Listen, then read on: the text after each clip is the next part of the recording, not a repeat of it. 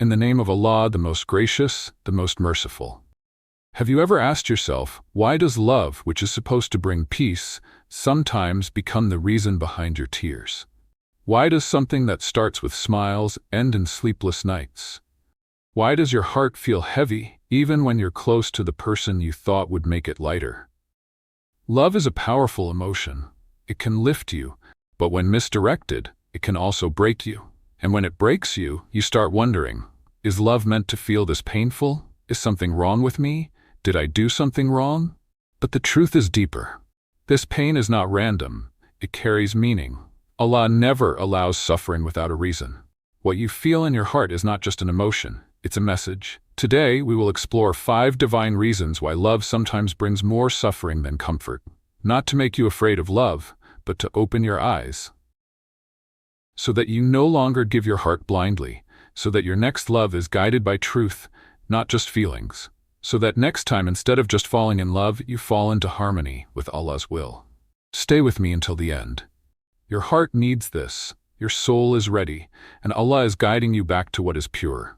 Number 1, you place the heart before the Creator. When love begins to hurt, it is often because the heart has been placed in the wrong hands. You offer your emotions, your time, your thoughts, and even your peace to someone before offering them to Allah. You make them the center of your happiness, the reason for your smiles, and the hope for your future.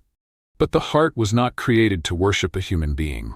The Prophet ﷺ said, "Truly in the body there is a piece of flesh, which, if it is sound, the whole body is sound. And if it is corrupted, the whole body is corrupted. Truly it is the heart."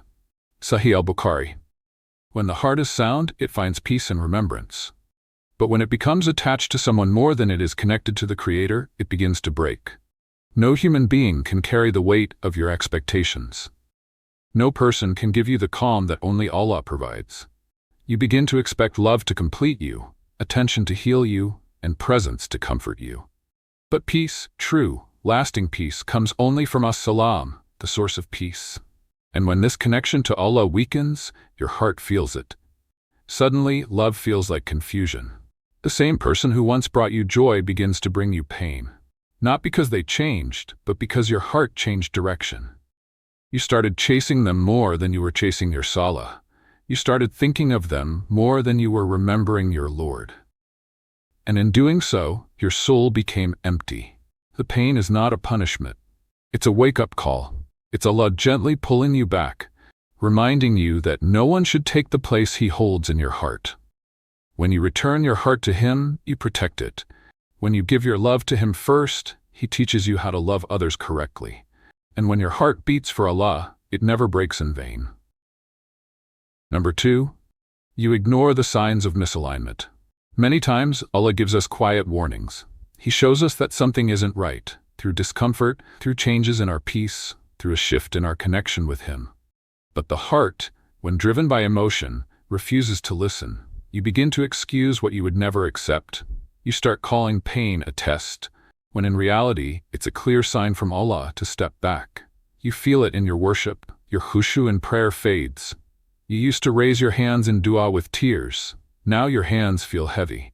The love you think is helping you is actually pulling you away from the very one who created love itself. And deep down, you know it. But desire makes you justify the silence in your soul. You tell yourself it will get better, that maybe this is just a phase. But Allah is not silent. He is redirecting you. The Qur'an reminds us clearly in Surah Baqarah verse 216, "But perhaps you hate a thing and it is good for you, and perhaps you love a thing and it is bad for you. And Allah knows, while you know not." This ayah is not just about trials. It's about trust. You may think this person is right for you. You may feel strong chemistry or deep attachment. But Allah sees what you cannot. He sees the path they are leading you toward.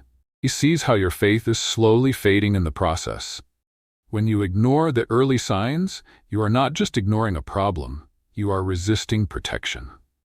Love is not supposed to make you numb to Allah. It's supposed to bring you closer to Him. You wanted to feel loved, but Allah wanted you to feel safe. You thought it was a blessing, but Allah saw it would become a burden. You called it destiny, but Allah called it a distraction. So when love begins to steal your peace, and you notice your closeness with Allah slipping away, that is not love, that is misalignment. And Allah, in His mercy, is trying to bring you back before it's too late. Number 3, you build on desire, not intention. One of the most common reasons love leads to suffering is because it starts from desire, not from purpose. It begins with feelings, attraction, attention, and excitement, but no clear path, no sincere dua, no guidance from Allah.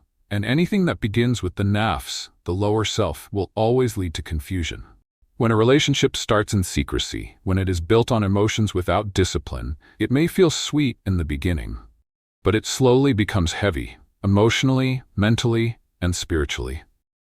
Allah reminds us in Surah An-Nur, verses 30 and 31, "Tell the believing men to lower their gaze and guard their private parts, and tell the believing women to lower their gaze." These are not just rules, they are protection. They are boundaries that preserve the soul and protect the heart from false attachments. When we ignore these limits, we step into something that looks like love, but is actually a test. It makes you emotionally dependent on someone who has not made any commitment before Allah. You give your time, your heart, your energy, but without the foundation of intention, nothing is truly safe. That is why it starts off feeling like a dream, but turns into sadness, anxiety, and guilt, because it was built without clarity, without structure, and without asking Allah to bless it. True love in Islam doesn't leave you questioning your worth. It doesn't lead you to hide, to compromise, or to drift away from Allah. It is a love that brings you peace, because it was built through obedience, not desire. When love is built with the right intention, marriage, sincerity, and pleasing Allah, even the difficult moments carry blessings. But when love begins from feelings alone and not faith, it ends up bringing pain instead of peace. Because what begins in the dark cannot shine with the light of Allah's mercy. Number 4, you expect from people what only Allah can give. Love becomes a source of suffering when you start expecting from people what only Allah can provide. You want someone to take away your sadness, to calm your fears, to carry the weight that's been building inside your heart. But no matter how sincere or caring a person may be, they are still human. They can listen, but they can't always understand. They can care, but they can't always protect.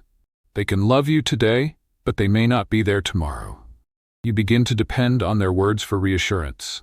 You wait for their attention to feel valued. You hold on tightly, thinking their presence will heal your pain. But pain doesn't leave by holding on to people. It leaves by turning to the one who knows your soul. Allah is Al-Wadud, the one whose love never fades. He is Al-Baqi, the one who never leaves. He is the one who loved you before anyone else could even see you. And He is the one who stays when everyone else walks away. The Prophet ﷺ taught us to say, "O turner of the hearts, make my heart firm upon your religion." Why this dua? Because hearts are not in our control. Even the most loyal hearts can change. Even the most gentle people can let you down. You suffer in love when you make someone the center of your world, and forget that Allah is the one holding the entire universe together.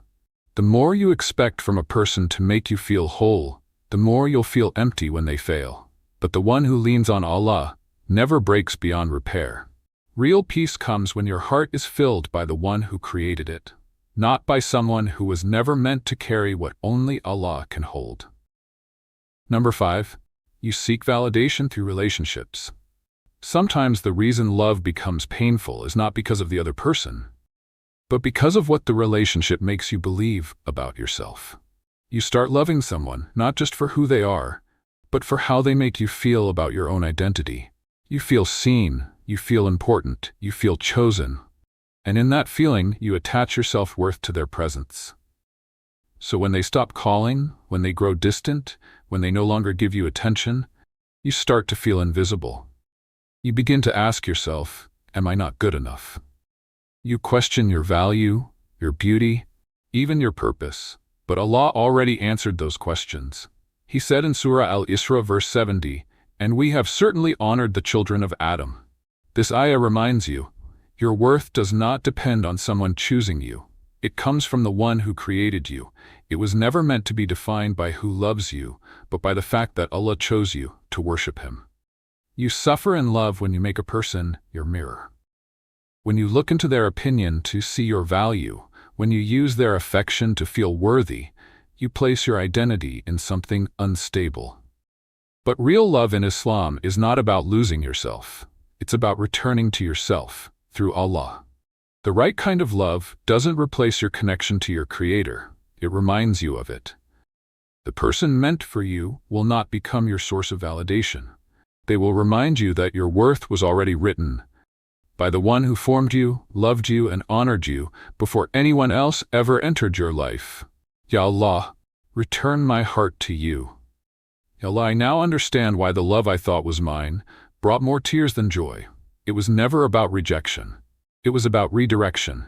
You were saving me, not punishing me. You were protecting me from a path that would take me away from you. I return to you, the source of all healing. I surrender my heart to you, the one who never abandons. I release every attachment that pulls me away from peace.